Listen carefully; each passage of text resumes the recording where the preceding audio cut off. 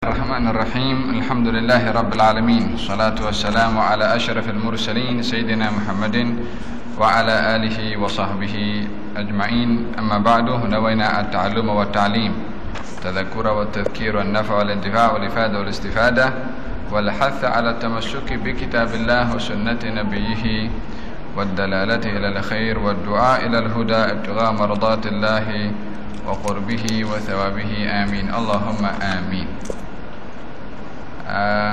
Hadis yang kedua daripada kitab Sahihul Bukhari atau ringkasan Sahihul Bukhari yang dinamakan At-Tajrid As-Sarih yang dikumpulkan oleh Imam Az-Zabidi. Yang ada buku terjemahan Sahihul Bukhari boleh bawa dengan terjemahannya sekali dan cari bab puasa. InsyaAllah akan ada di situ. Memang di dalam Sahih Bukhari lagi banyak. Yang ini hanya ringkasan daripada kitab Sahih Al-Bukhari. InsyaAllah. Kita dalam kelas semalam kita diperjelaskan atau dijelaskan berkenaan dengan fungsi daripada puasa. Diberitahukan kalau puasa itu adalah junnatun, yakni perisai. Dalam riwayat yang lain dia adalah perisai umpama seseorang yang berperang yang menggunakan baju besi pun itu perisai. Seperti mana orang berjihad menggunakan baju besi agar supaya tidak mudah terkena dengan pedang, tidak terkena kepada perkara benda tajam atau dapat melukai dan menyakiti kepadanya. Demikian juga puasa umpama perisai kepada manusia daripada hukuman Allah, perisai untuk manusia daripada hukuman Allah Subhanahu wa taala, daripada neraka, yakni perisai untuk menjaga seseorang daripada api neraka. Tetapi puasa ini tidak semua puasa yang mempunyai fungsi perisai. Tidak.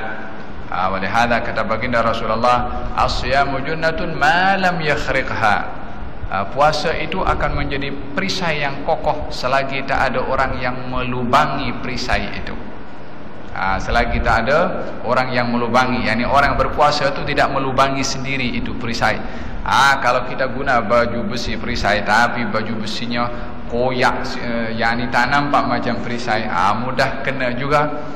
Demikian juga puasa akan menjadi perisai selagi orang itu tidak melubanginya. Macam mana melubangi perisai puasa itu?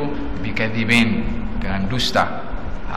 Kalau orang berpuasa berdusta, dia kasih lubang dia punya perisai, tak kokoh, tak kuat, mudah terkena hancur.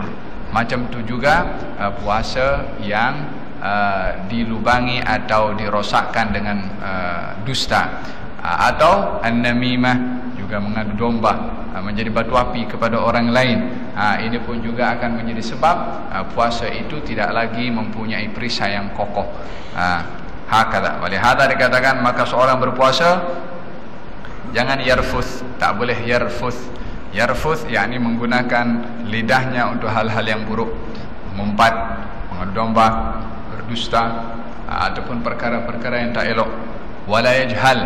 Apa wala yajhal? yakni jangan melakukan perkara-perkara yang biasa dilakukan oleh orang jahiliyah. Macam mana? Teriak-teriak, umpamanya sikit ada masalah di tepi jalan situ, entah apa masalahnya, dah nak bergaduh, angkat suara tu menengking kepada orang, dia menyebabkan perisai itu koyak.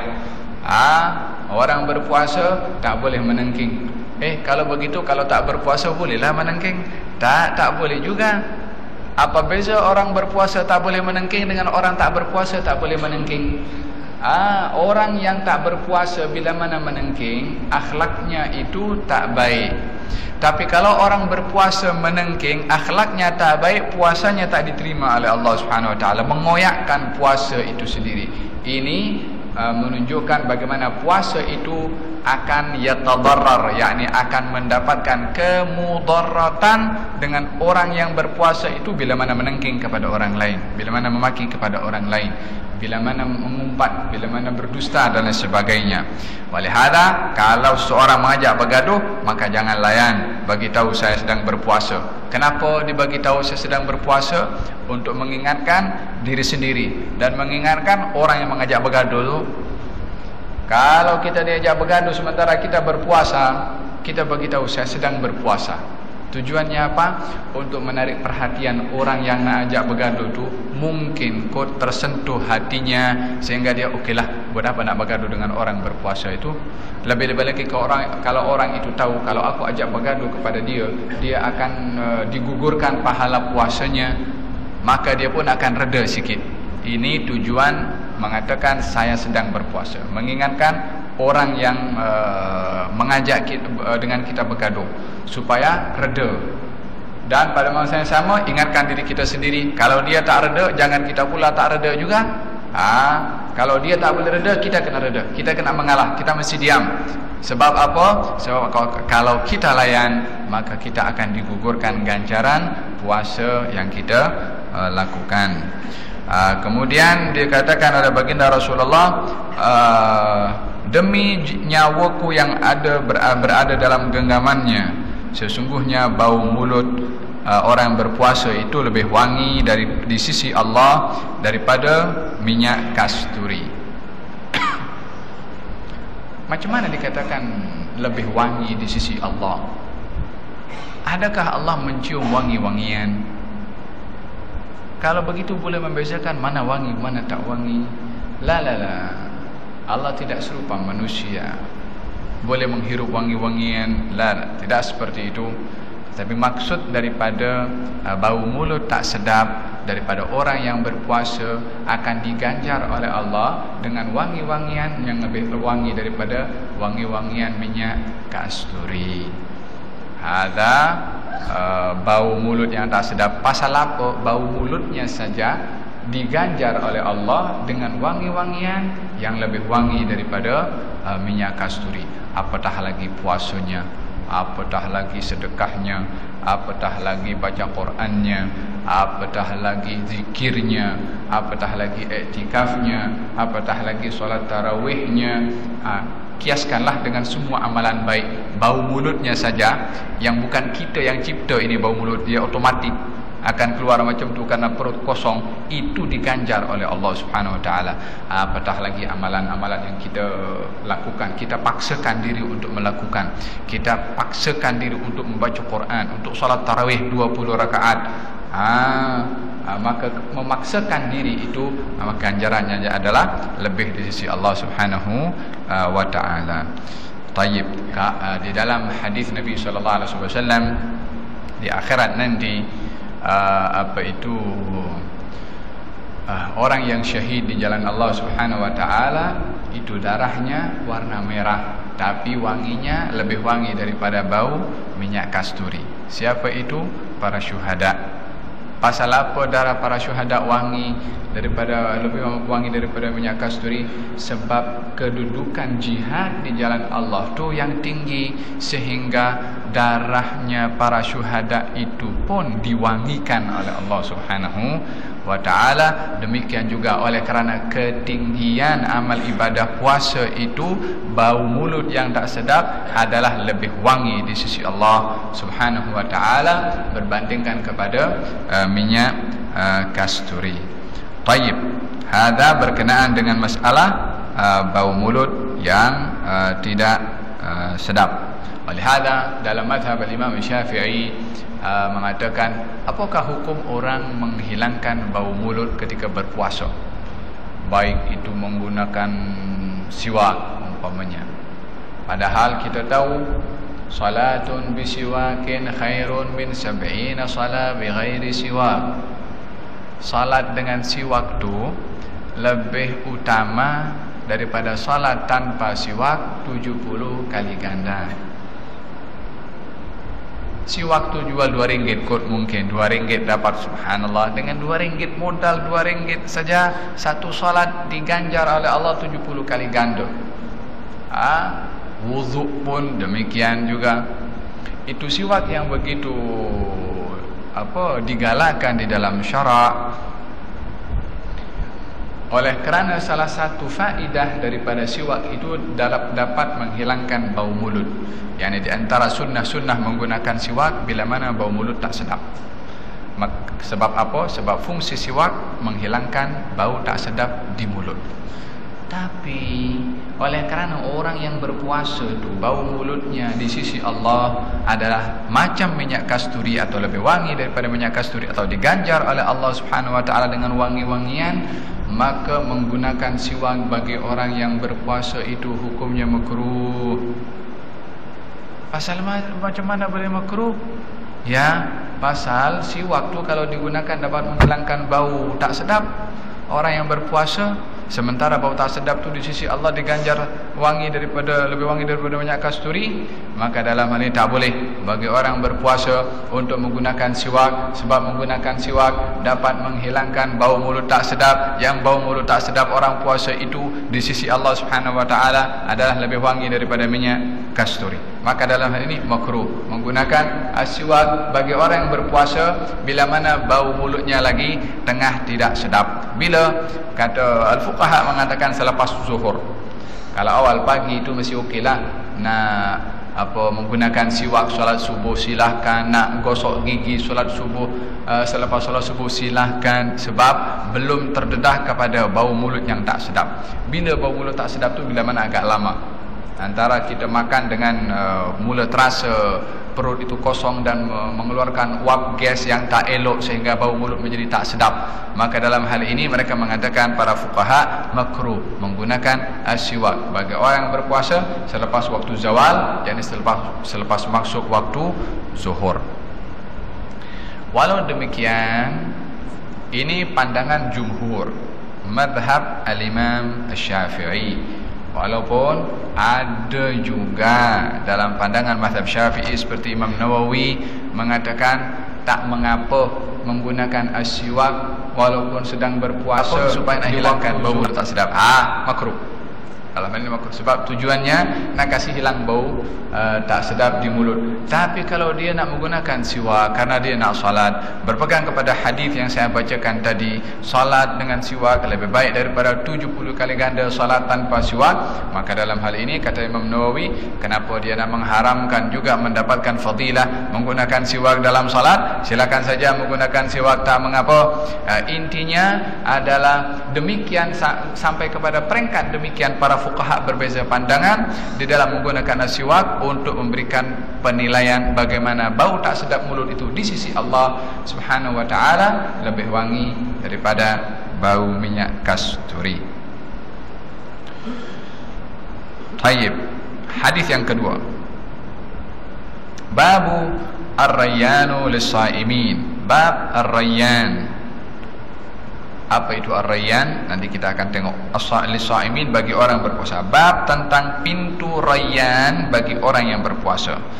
Daripada Sahal radhiyallahu anhu anna Nabi sallallahu alaihi wa alihi wasallam qala inna fil jannati baban yuqalu lahu ar-rayyan yadkhulu minhu as-shaimun yawm al-qiyamah la yadkhulu minhu ahadun ghairuhum yuqal ayna as-shaimun fayaqumun ولا يدخل منه أحد غيرهم ولا يدخل منه أحد غيرهم فإذا دخلوا أغلق فلم يدخل منه أحد. Daripada Sahal, daripada Nabi SAW, beliau bersabda, sesungguhnya di dalam syurga itu ada pintu dinamakan Ar-Rayyan. Akan masuk melalui pintu itu orang-orang yang berpuasa di hari kiamat nanti, dan tak akan masuk seorang pun selain daripada mereka. Akan diseru kepada mereka, di mana orang-orang yang berpuasa, yakni ketika di dunia, fayaqumun, mereka berdiri. Maka la yadkhul minhu ahadun ghairuhum, tak boleh masuk melalui pintu rayyan selain daripada mereka, yakni orang berpuasa. Kalau dah masuk semua orang berpuasa, maka ditutup pintu itu, tak seorang pun lagi dapat memasuki melalui pintu tersebut. Pintu VVIP di sisi Allah Subhanahu wa taala. Allah punya pintu untuk hamba-hambanya yang VIP di sisi Allah Subhanahu wa taala. Moga-moga kita termasuk orang-orang yang VIP di sisi Allah, nak masuk melalui pintu rayyan tu. Kalau tidak, buat apa Allah sediakan pintu VIP untuk dilalui? Setiap atau di syurga itu ada 8 pintu. Masing-masing pintu ada dia punya nama. ada pintu jihad. Hanya orang-orang berjihad boleh lalu pintu itu. Kemudian ada pintu sedekah. Hanya orang-orang yang suka bersedekah boleh lalu melalui pintu itu. Kemudian ada pintu salat. Hanya orang-orang yang dia menjaga salatnya boleh masuk kepada pintu itu. Kemudian ada pintu puasa. Sebagaimana dalam hadis juga dalam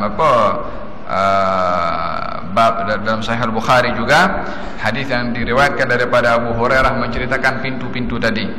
Qala Rasulullah sallallahu alaihi wasallam, "Man anfaqa zawjaini fi sabilillah nudiya min abwabil jannah. Ya Abdullah, hadha khair. Faman kana min ahli as-salat du'iya min babil salat, wa man kana min ahli al-jihad du'iya min babil jihad, wa man kana min ahli as-siyam du'iya min babil rayyan. وَمَنْ كَانَ مِنْ أَهْلِ الصَّدَقَةِ دُعِيَ مِنْ بَابِ الصَّدَقَةِ فَقَالَ أبو بكر Yani barang siapa yang menginfakkan di jalan Allah Subhanahu wa taala maka akan disuruh kepadanya, wahai hamba Allah, apa yang kamu buat itu adalah baik. Kalau dia suka berjihad akan dipanggil melalui pintu jihad. Yang suka salat maka dia akan dipanggil melalui pintu salat. Yang berpuasa akan dipanggil melalui pintu rayyan. Yang suka bersedekah akan dipanggil melalui pintu sedekah. Ada pintu-pintu sendiri. Ikut amalan yang menentukan kepada kita masuk pintu melalui yang mana satu. Kata Sayyidina Abu Bakar As-Siddiq mengatakan, Ya Rasul, bi abi anta wa ummi ya Rasulullah.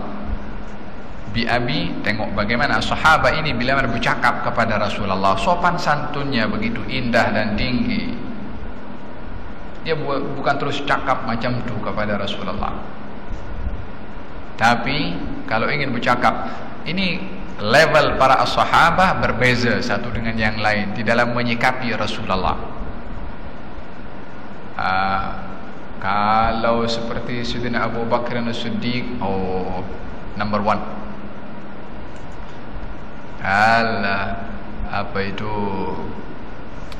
kata baginda Rasulullah sallallahu alaihi wasallam, kalau saya boleh menjadikan seseorang itu yang amat rapat dengan saya, kalau saya boleh mendekatkan dengan saya selain daripada Allah Subhanahu wa taala, maka akan saya pilih Abu Bakar supaya rapat dengan saya untuk menjadi khalil. Yani menjadi khalil, menjadi sahabat yang terlalu rapat. Kata baginda Rasulullah sallallahu alaihi wasallam di dalam sabdanya memberitahukan tentang fadilah keutamaan Sayyidina Abu Bakar As-Siddiq. Semua pintu di masjid ini, masjid Nabi itu, ada beberapa pintu yang pintu rumah para sahabat yang menghala ke masjid, boleh terus masuk masjid. Nabi kata tutup semua kecuali pintu Abu Bakar saja. Biar dia boleh masuk, tak apa. Aku susah mengajak orang untuk masuk kepada Islam selain daripada Abu Bakar. Yani Abu Bakar tak ada keraguan, tak ada, terus menerima dakwah Rasulullah sallallahu alaihi wasallam. Demikian sikap Sayyidina Abu Bakar yang terlalu tinggi penghormatannya kepada Rasulullah sehingga beliau dihormati juga oleh baginda Rasulullah sallallahu alaihi wasallam. Kata Sayyidina Abu Bakar berkata kepada Rasulullah, bi abi anta wa ummi ya Rasulullah. Sayyidina Abu Bakar nak tanya soalan. Dia boleh tanya, ya Rasulullah, ada tak orang yang boleh masuk daripada semua pintu tu? Tapi tadi Nabi sebut ada pintu jihad, ada pintu sedekah, ada pintu puasa, ada pintu salat. Sayyidina Abu Bakar nak tanya, ada tak orang yang boleh masuk daripada semua pintu itu? Kalau tadi jihad, untuk orang jihad. Puasa, untuk orang berpuasa. Sedekah, untuk orang sedekah. Salat, untuk orang salat. Ada tak yang boleh masuk semua pintu itu? Boleh masuk melalui semua pintu itu? Itu pertanyaan Sayyidina Abu Bakar. Tapi dia tak tanya langsung, ya Rasulullah, boleh tak orang semua masuk semua pintu itu? Dia beritahu, bi abi anta wa ummi. Ku korbankan ayah dan ibu aku demi engkau, wahai Rasulullah. Baru ditanya, wahai Rasulullah, kenapa dia bagi tahu aku korbankan ayahku dan ibu aku demi engkau, wahai Rasulullah? Satu penghormatan kepada Nabi sallallahu alaihi wasallam. yakni apa itu, masing-masing itu kalau nak mengungkapkan penghormatannya macam-macam. Sayyidina Abu Bakar Siddiq kerap kali bila mana berbicara kepada Rasulullah, bi abi anta wa ummi ya Rasulullah, demi ayah dan ibuku ku korbankan untukmu wahai Rasulullah. yakni dia bukan punya maksud nak korbankan ayahnya ibunya macam tu, tak, tapi nak tunjuk bagaimana sopannya Sayyidina Abu Bakar dan bagaimana ketinggian Rasulullah di sisi Sayyidina Abu Bakar, sehingga bila mana bercakap kepada Rasulullah, tak ada benda lain yang lebih agung daripada aku, termasuk ibuku dan ayahku, melebihi daripada engkau wahai Rasulullah. Hakata as-sahabah bila mana bercakap kepada Rasulullah sallallahu alaihi wasallam, sikap mengagungkan kepada Rasulullah ini turun temurun terus sampai ke generasi zaman kita sekarang ini. Tapi pelbagai cara orang itu mengungkapkan kecintaannya kepada Rasulullah. Sayyidina Al-Bukhari, ini penulis buku ini, bila mana dia akan tulis hadis, dia wuduk terlebih dahulu, kemudian dia istikharah, baru dia catat. Pasal apa? Ini hadisnya Rasulullah. Dia bukan sembarangan cakap sesiapa, bukan cakap ketua, bukan cakap sesiapa, ini cakapnya Rasulullah.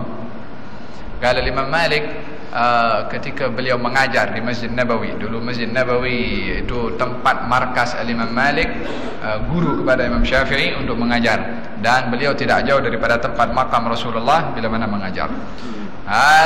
Haddatsana Nafi', yang memberitahukan kepada saya guru saya bernama Nafi', daripada gurunya, daripada sahib hadzal maqam, yakni Rasulullah sallallahu alaihi wasallam, baru disampaikan hadisnya. Kalau nak menyampaikan hadis itu pakai baju bagus, rapi. Zaman kita sekarang pakai baju rapi bila mana nak pergi kenduri kahwin. Masuk itu mana, Allahumma shalli ala sayyidina Muhammad, laundry. Ustaz bagus. Dia punya garis itu memang nampak. Pasal apa? Nampak smart nak pergi majlis perkahwinan. Dahulu orang nak menyampaikan ilmunya Rasulullah itu pakai yang macam tu, smart, pakai wangi-wangian, berwuduk terlebih dahulu, baru menyampaikan hadis Nabi sallallahu alaihi wasallam. Kemudian Imam Malik ketika menyampaikan hadis apa itu dengan begitu khusyuk dan suasana dalam majlis tu, hening semua, khusyuk, tak ada yang bergerak. Kata Imam Syafi'i mengatakan, saya kalau ada di hadapan Imam Malik nak buka lembaran buku ini segan dengan suara ini. Suara lembaran buku nak dibuka takut mengganggu konsentrasi Imam Malik ketika mengajar. Hari ini handphone kita berbunyi. Entah lagi apa macam-macam zaman kita sekarang ini. Maklum zaman-zaman sesuai dengan keadaannya, gurunya pun mungkin tak seperti Imam Malik, muridnya pun tak seperti Imam Syafi'i. Kalau di zaman kita ada seperti Imam Malik sebagai guru dan juga Imam Syafi'i sebagai murid, Masya Allah, penuh dengan ulama ini negeri Malaysia. Falhasil adalah Imam Malik ketika menyampaikan, dia nampak ketika menyampaikan itu tersendat-sendat suaranya dan juga nampak pada mukanya itu merah. Anak muridnya pun merasa hairan apa yang sedang berlaku kepada Imam Malik. Pada akhirnya selesai sudah menyampaikan hadis, baru Imam Malik mengatakan, memanggil salah seorang, coba tengok di belakang aku ni, macam ada benda yang menggigit kepada aku di belakang ni. Dibuka di belakang bajunya itu rupanya ada kalajengking yang menggigit, lebih kurang ada 17 kali sengatan. Di punggung Imam Malik tidak bergerak dan tidak berhenti, tidak stop untuk menyampaikan hadis Rasulullah sallallahu alaihi wasallam. Kata anak muridnya, kenapa kamu pula tahan itu sekali sengatan? Gerakkanlah. Kita jangankan kalajengking itu lipas saja lalu sudah bergerak, kita sudah melompat pergi sana pergi kemari. Imam Malik bila mana digigit 17 kali sengatan kalajengking, kata beliau mengatakan, saya enggan nak berhenti memutuskan ketika menyampaikan hadis Rasulullah sallallahu alaihi wasallam. Penghormatannya, pengagungannya kepada Rasulullah dan hadis Rasulullah luar biasa. Dahulu orang itu kalau pegang buku di depan sini, zaman kita sekarang letak beg belakang, itu Quran, kadang hadis, kadang pun kitab fiqh, dah letak belakang dah. Cara membawa bukunya pun zaman kita sekarang kurang memenuhi kepada adab dan sopan santun. Macam mana Bismillahirrahmanirrahim tak belakang, macam mana Quran diletakkan di belakang situ, macam mana hadis Rasulullah diletakkan di belakang, yang berhampiran maaf cakaplah kita letakkan di belakang. Ni benda-benda yang tak elok. Orang dahulu bila mana buku pegang dada macam tu. Hormat kepada buku yang ada di dalamnya itu adalah firman Allah, hadis Rasulullah sallallahu alaihi wa ala alihi wasallam. Kata ilmu mengatakan, a'tini kullak asa u'tika ba'dhi. Kamu bagi kepada aku, kata ilmu. Ilmu ni kalau boleh bercakap, dia akan bercakap macam tu. Bagi kepada saya apa saja yang kamu punya. Harta kamu untuk beli kepada saya, harta kamu untuk berjalan mencari kepada saya, harta kamu untuk menghormati saya, penghormatan kamu, pengagungan kamu kepada saya akan bagi kepada kamu nanti. Tapi bergantung kepada macam mana kita ini memberikan penghormatan kepada ilmu. Jangan sekali-kali itu merendahkan kepada ilmu dengan memandang rendah kepada orang berilmu. Jangan sekali-kali memandang ilmu, ustaz tu je, saya boleh dapat tempat lain juga ilmu tu. Jangan tengok siapa yang menyampaikan, tapi tengok apa yang disampaikan. Ilmu tu yang perlu kita hargai. Walaupun ilmu tu kita dah dengar 100 kali, tak apa, anggap kita pertama kali kita mendengarkan ilmu tersebut. Sebab nak memberikan penghormatan kepada ilmu, orang berilmu tak dihormati kecuali karena ilmunya. Itu macam mana saya katakan, itu kertas kitab hadis ini, kalau kertas biasa tak ada tulisan hadis ini, mungkin dikoyak-koyak, mungkin jadi bungkus nasi lemak. Tapi bila mana ada hadis Rasulullah sallallahu alaihi wasallam, maka kita pegang dengan penghormatan, maka kita cium bila mana ada di bawah, ataupun cara memegangnya itu penuh dengan sopan santun, sebab hormat kepada isi kandungan itu. Wahakala semua yang ada hubung kait dengan Rasulullah pasti mulia. Semua percakapannya, akhlaknya, peninggalan yang ditinggalkan, bajunya, rambutnya. Sekarang dulu bertahun-tahun orang dulu simpan itu rambut Rasulullah di museum, letakkan di tempat yang khusus dijaga. Pasal apa? Rambutnya Rasulullah sallallahu alaihi wasallam. Kalau Sayyidina Uthman bin Affan, dia simpan kukunya Rasulullah. Masa beliau sebelum meninggal dunia berpesan kepada ahli keluarganya, kalau saya mati, letakkan kuku Rasulullah di bibir saya. Gal kuku, gal kenapa nak letak kuku di bibir? Gal mudah-mudahan Allah subhanahu wa ta'ala berikan kepada saya dapat menjawab yang betul bila mana ditanya oleh Munkar dan Nakir. Uthman bin Affan, 10 orang yang sudah dijamin syurganya oleh Allah subhanahu wa ta'ala, sebagaimana berita disampaikan oleh Rasulullah. Semua yang ada hubung kait dengan Rasulullah semuanya mulia. Hakadha qal bi abi anta wa ummi ya Rasulullah, aku korbankan ibu, ayah dan ibuku demi engkau wahai Rasulullah. Adakah orang boleh dipanggil daripada semua pintu itu? Nabi menjawab, ya ada. Saya harap kamu salah seorangnya. Subhanallah. Baginda, saya harap kamu salah seorangnya. Maknanya kalau baginda cakap macam tu, dia memang salah seorangnya. Faham tu? Ada satu amalan yang mudah bagi kita untuk buat, tapi fadilahnya besar. Fadilahnya boleh dipanggil daripada 8 pintu itu, boleh masuk daripada pintu-pintu itu semua. Kalau apa itu? Kalau barang siapa yang sudah berwudu lalu menghadap kepada al-qiblat, mengandalkan tangannya, membaca asyhadu an la ilaha illallah wahdahu la syarikalah, asyhadu anna Muhammadan abduhu wa rasuluh, Allahumma ij'alni minat tawabin waj'alni minal mutatahhirin waj'alni min ibadikas salihin. Kata baginda Rasulullah, siapa orang yang berbuat demikian akan dipanggil oleh Allah Subhanahu wa taala di hari kiamat melalui 8 pintu itu. Dia boleh masuk daripada pintu yang mana satu? Kita tak boleh nak jadi ahli jihad, tak boleh nak jadi ahli dalam salat, tak boleh nak jadi ahli dalam sedekah, tak boleh nak jadi ahli orang yang kerap berpuasa. Jom kita ambil ini amalan dengan kita melazimkan diri selepas wudu. Asyhadu an la ilaha illallah wa la syarika lah, asyhadu anna Muhammadan abduhu wa rasuluh. Allahumma ij'alni minat tawwabin waj'alni minal mutahhirin waj'alni min ibadikas salihin. Doa selepas al-wudu. Kata Sayyidina Umar bin Khattab dalam hadisnya meriwayatkan daripada Rasulullah, yang berbuat demikian akan dipanggil, akan boleh masuk daripada pintu yang mana? Satu daripada 8 pintu syurga tadi. Tapi ini bukan bermakna tak apalah kita masuk daripada 8 pintu itu dengan doa lepas wudu. Solat kita tepikan sikit, puasa kita letak tepi sikit, tak boleh macam tu. Semua kita buat supaya kita mendapatkan kesungguhan di dalam mengabdikan diri kepada Allah Subhanahu wa taala. Ada beberapa orang di hari kiamat nanti yang mempunyai gelaran-gelaran tersendiri, seperti pintu Ar-Rayyan. Ar-Rayyan itu daripada kata bahasa Ar-Ray. Ar-Ray itu artinya perasaan orang yang bila mana kehilangan haus dan dahaga selepas minum.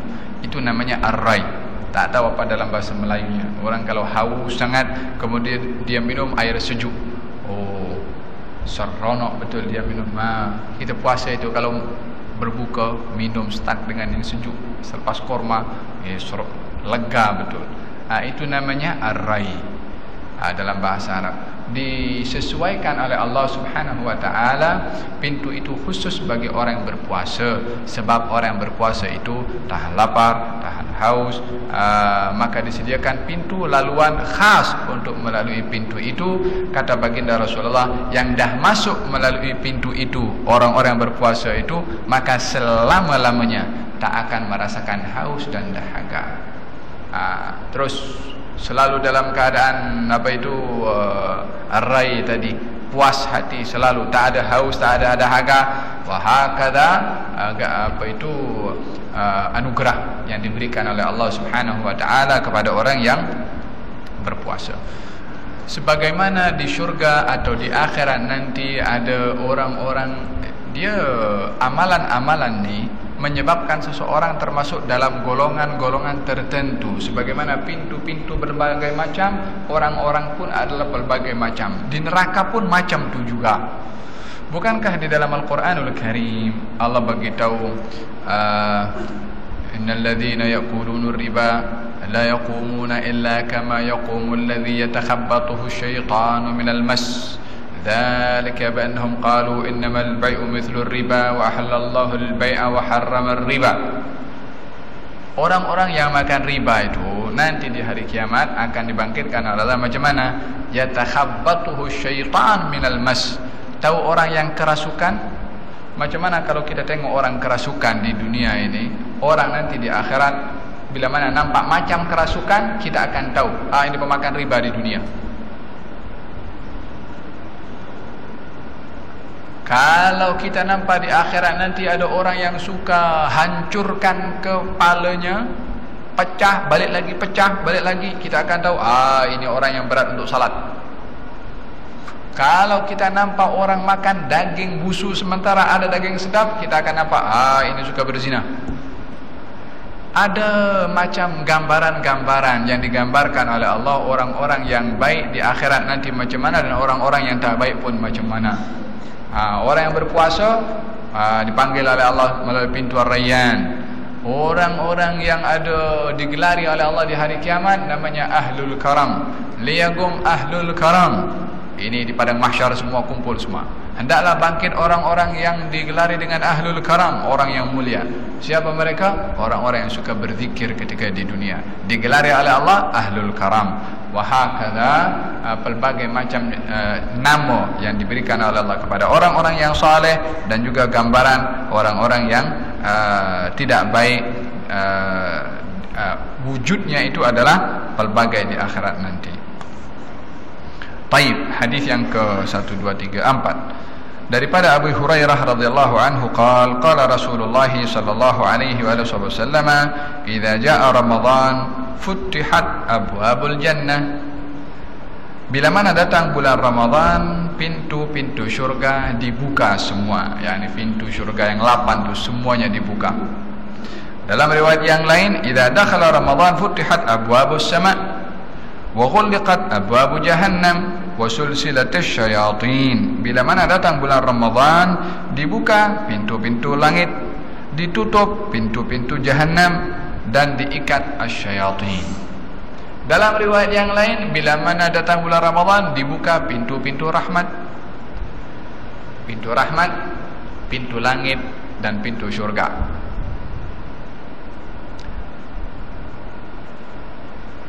Rahmat ini pun turun melalui pintu. Langit juga punya pintu, syurga juga punya pintu. Bila mana datang bulan Ramadan, pintu syurga dibuka, pintu langit dibuka, pintu rahmat dibuka. Macam mana, apa kaitan pintu syurga, pintu langit? Dalam surat Amma Yatasaalun, wa futihatis samaa'u fakanat abwaba. Di hari kiamat nanti dibuka langit, maka didapati langit itu berpintu-pintu.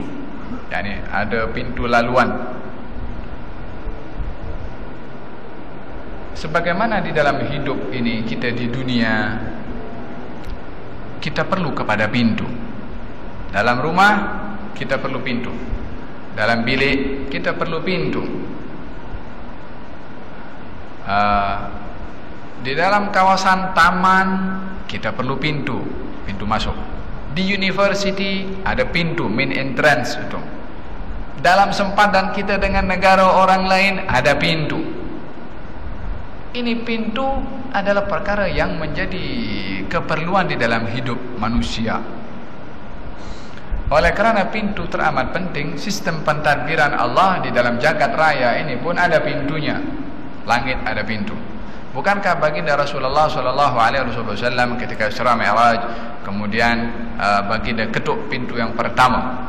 Lalu ditanya, siapa? Maka diberitahukan Muhammad, kata Jibril alaihissalam. Sudah diutus ke? Yani sudah diizinkan untuk pergi naik ke langit? Dia katakan sudah. Baru dibuka pintunya, maka berjumpa dengan Nabi Adam di pintu langit yang pertama. Naik ke langit yang kedua, ada pintunya, ketuk lagi, jumpa dengan Yahya dan juga Nabi Isa. Naik kepada yang ketiga, jumpa dengan Nabi Yusuf, juga Idris, Nabi Musa, Nabi Harun, dan juga Nabi Ibrahim. Di setiap pintu ada di setiap langit ada pintunya, dan baginda berjumpa dengan berbagai jenis berbagai para anbiya yang ada di sana. Macam mana pintunya? Allahu a'lam. Saya kalau tanya pintu masuk sempadan itu mana Malaysia dengan Thailand, ada berbagai macam pintu. Tak sama dengan pintu rumah kita. Pintu masuk university ada pintunya. Pintu masuk ke buah taman ada pintunya. Tak sama pun pintu semua. Kalau dalam pintu kita tak sama, pintu langit pun juga lagi kita tak tahu macam mana hakikatnya. Macam mana kita nak tahu? Nanti kalau kita sudah sampai untuk menaiki pintu itu, akan dibuka oleh Allah Subhanahu Wa Taala, dan dikatakan nampak bagaimana keajaiban pintu-pintu ciptaan Allah Subhanahu Wa Taala. Apa itu hikmah daripada pintu langit itu dibuka, adapun syurga pintunya dibuka adalah sebagai pertanda bahwasanya syurga menunggu orang-orang yang taat dan patuh kepada Allah ketika di bulan puasa ini mengabdikan diri dan memperbanyak amal ibadah kepada Allah. Syurga akan mengatakan, saya tunggu kamu, saya rindu kamu, bila kamu nak datang kepada aku. Macam itulah kiasan kalau pintu dibuka itu untuk apa? Supaya kita masuk. Syurga membuka pintunya, dibukakan pintunya oleh Allah Subhanahu Wa Taala untuk menyambut Ramadan. Untuk apa? Untuk menyambut orang yang dia memaksimumkan dalam sambutan Ramadannya dengan pelbagai ibadah. Syurga menunggu. Demikian langit dibuka pintunya oleh Allah Subhanahu Wa Taala. Langit dibuka pintu ini adalah menjadi laluan.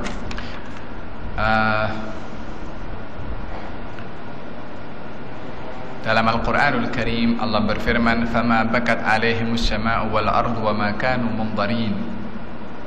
Fama bakat alaihimus sama'u wal ardu wa ma kanu mundharin. Langit itu tidak menangisi Firaun dan pengikutnya. Bumi pun juga tidak menangisi Firaun dan juga pengikutnya.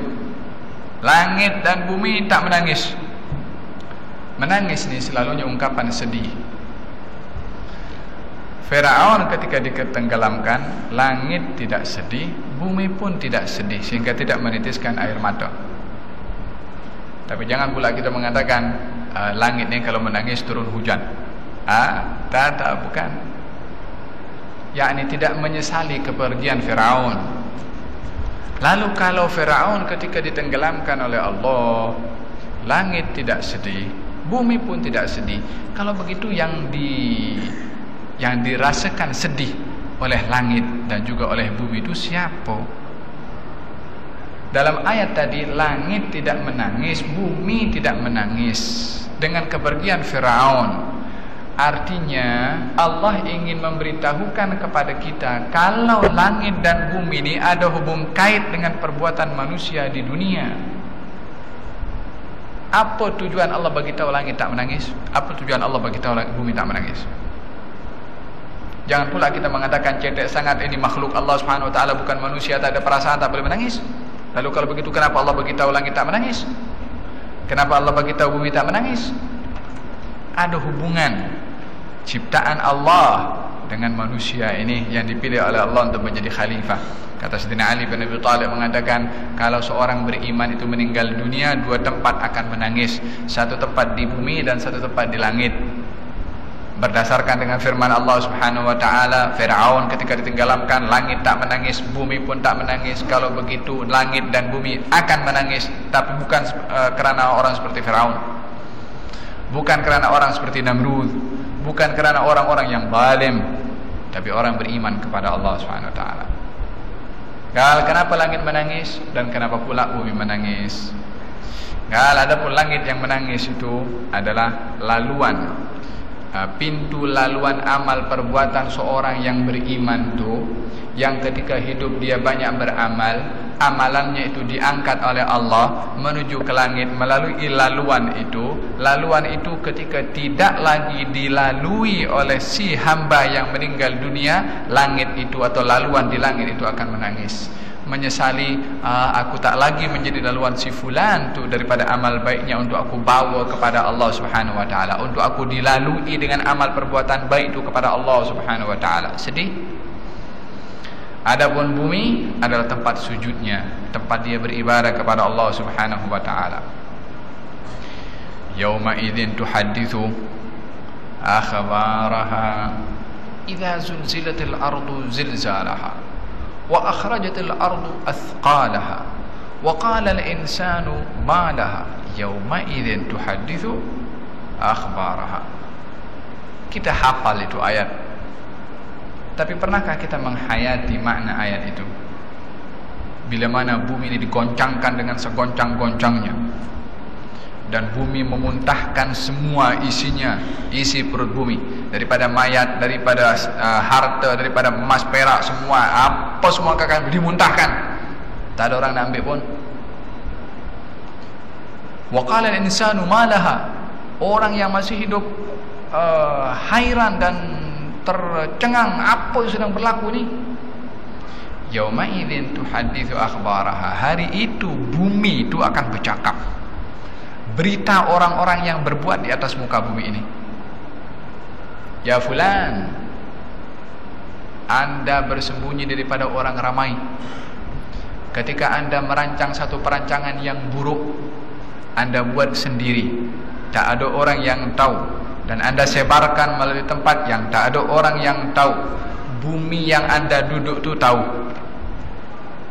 bumi yang anda pijak tu akan menjadi saksi, akan bagi tahu kepada Allah, ya Allah, si fulan tu yang bersembunyi daripada si fulan, daripada orang ramai, dia benda tak elok, tak ada orang tahu, aku saksi, dia buat di atas aku. Nak bersembunyi daripada siapa? Bumi akan bercakap. Nak buat benda tak elok, benda mungkar itu, tengok di mana kita nak buat. kita semua ada di atas bumi, yauma idzin tuhadditsu akhbaraha, hari itu bumi akan bercakap, akan bagi tahu siapa saja yang pijak di atas bumi berbuat benda yang tak elok, bumi akan menjadi saksi.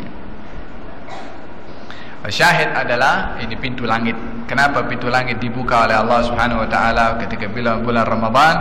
Adalah sebagai kiasan bahwasanya pintu langit itu akan membawa amalan-amalan dengan begitu cepat perbuatan manusia, khususnya mereka orang-orang yang berpuasa di bulan Ramadan.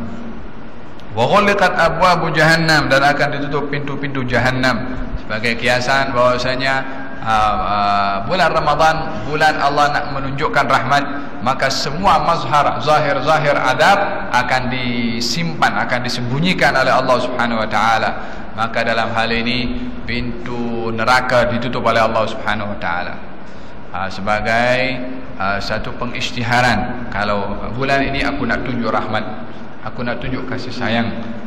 Hakala wasulsilatul syayatin, dan syaitan-syaitan pun akan diikat oleh Allah Subhanahu wa taala. Ada pelbagai banyak penafsiran syaitan yang diikat oleh Allah Subhanahu wa taala. Penafsiran yang pertama adalah syaitan atau jin yang diikat itu adalah jin yang suka curi informasi daripada langit. Itu apa? Itu jin khusus untuk bomoh-bomoh dahululah. Kalau zaman sekarang bomoh pun tak betul juga, tak ada pakai jin yang curi informasi daripada langit. Sebab jin yang dahulu curi informasi daripada langit itu tempat-tempat tempat-tempat untuk jin tu bersembunyi di tempat itu untuk mencuri informasi sudah ditutup, sudah dihalau semua jin oleh Allah Subhanahu wa taala. Inna kunna naq'udu minha maqa'ida lis-sam'i faman yastami' al-ana yajid lahu shihaban rasada. Dahulu kami, ini siapa yang bercakap? Allah menceritakan percakapan jin. Jin dulu pernah berkata, dahulu kami boleh ada maqaid, inna kunna naq'udu, kami ada tempat-tempat stesen untuk kami duduk di stesen itu. Stesen itu di planet-planet di atas yang dekat dengan langit situ. Tujuannya apa? Maqaidan lis-sam'i, di tempat untuk mencuri informasi. Informasi daripada siapa? Daripada malaikat. Malaikat bercakap di langit itu satu dengan yang lain untuk menunaikan apa yang disuruh oleh Allah Subhanahu wa taala, dan apa kejadian yang akan berlaku di atas muka bumi ini, informasinya dicuri oleh jin. Satu berita yang dicuri oleh jin turun, dia bawa 10 berita, yang 9 palsu, yang satu betul. Sebab itu pun dapat berita betul pasal daripada hasil curi. Inilah informan kepada bomoh. Dahulu adalah daripada golongan jin. Setelah lahirnya Rasulullah tidak akan dihujani dengan batu-batu panas kepada kami, maka kami tak lagi duduk di sana dah. Itu tempat yang dapat menjadi nongkrong, tempat sembang-sembang, atau tempat untuk jin itu menjadikan tempat itu stesen untuk mencuri. Khalas, tak ada lagi jin ada di sana. Ini jin-jin yang khusus untuk pencuri atau curi-curi informasi, itu yang diikat oleh Allah Subhanahu wa taala. Bukan. Pendapat yang kedua mengatakan bukan jin itu, sebab jin itu tak boleh buat apa dah. Dah tak boleh lagi curi. Daripada zaman lahirnya Rasulullah pun mereka tak boleh naik lagi dah. Takut dengan hujanan-hujanan batu panas. Tapi yang diikat itu adalah jin daripada Al-Maradah. Al-Maradah ini adalah jin-jin yang nakal, yang tugasnya menyesatkan atau mengganggu kepada orang. Tapi yang diikat tak semua, sebahagian. Yani yang yang jahat-jahat, yang kelas-kelas, itu yang diikat oleh Allah Subhanahu wa taala. Tapi yang kecil-kecil ini masih berada dengan manusia. Oleh sebab itu terkadang di bulan Ramadan pun manusia banyak melakukan perkara-perkara yang dilarang oleh Allah Subhanahu wa taala. Mungkin bertanya, jin kan sudah ditutup, diikat, syaitan dah tak boleh mengganggu, macam mana boleh perkara-perkara maksiat masih ada? Orang yang masuk ke restoran tutup supaya orang tak tahu makan kat dalam sana, kemudian atau berbuat benda-benda yang mungkar di bulan Ramadan. Macam mana dia boleh berbuat benda mungkar? Ada 3 sebab. Yang pertama adalah jin-jin yang kecil masih ada. Yang kedua adalah jin yang ada di dalam tu, yakni hawa nafsu dia. Ini tak boleh diikat, ini kita sendiri kena ikat. Kalau yang daripada luar itu Allah sudah ikat, suruh malaikat ikat. Tapi yang di dalam ini Allah serahkan kepada kita untuk mengikat supaya tidak tunduk kepada hawa nafsu. Yang ketiga, jin daripada manusia. Manusia pun boleh punya perangai macam jin. Yang mengajak orang kepada benda-benda tak betul adalah syaitan daripada kalangan manusia. Allah berfirman ketika disuruh berlindung kepada Allah Subhanahu wa taala, terakhirnya adalah berlindung kepada Allah daripada bahaya minal jinnati wan nas, daripada bahaya jin dan manusia. Sebab manusia ada punya perangai adalah menyerupai, sebahagian manusia punya perangai seperti jin, suka bawa orang pergi tempat yang tak elok, tak suka tengok orang buat benda yang baik, tak seronok tengok orang buat benda baik, seronok bila mana tengok orang buat benda tak baik, ataupun mengajak kongsi dengan orang lain untuk benda-benda yang tak baik. Ada perangainya jin. Faham tu? Wa sulsilati syayatin, maka diikat syaitan oleh Allah Subhanahu wa taala. Wallahu taala a'lam. Ini kita ada berapa hadis dibaca? 1, 2, 3, 4 hadis. Kita coba akan baca agak laju hadis-hadis ini supaya kita boleh menghabiskan kelas setiap asar ini 3 perkara. Yang pertama masalah puasa, yang kedua masalah salat, merangkumi salat tahajud, merangkumi salat tarawih khususnya di bulan Ramadan. Yang ketiga adalah masalah az-zakah. Zakah merangkumi zakat fitrah dan juga zakat-zakat yang lain yang boleh untuk dilakukan di bulan Ramadan al-Mubarak. Kalau ada bertanya silahkan sebelum saya tutup.